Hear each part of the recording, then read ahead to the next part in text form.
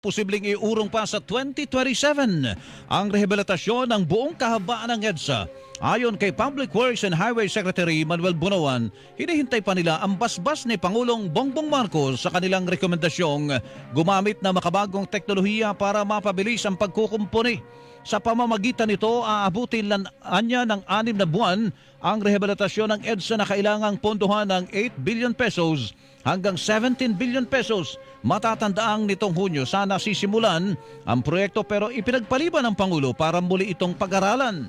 Sinabi ni Bunoan na maaaring sa 2027 pa simulan ang pagkumpuni sa EDSA dahil gaganapin sa bansa sa susunod na taon ang Association of Southeast Asian Nations o ASEAN Summit. Samantala, sisimula na ngayong taon ang paggawa ng Detour Bridge sa magkabilang panig o gilid ng Guadalupe Bridge sa Makati City na inaasahang matatapos sa unang yugto ng 2026 habang ang pagkumpuni sa outer structure ng tulay ay posibleng simulan sa 2027.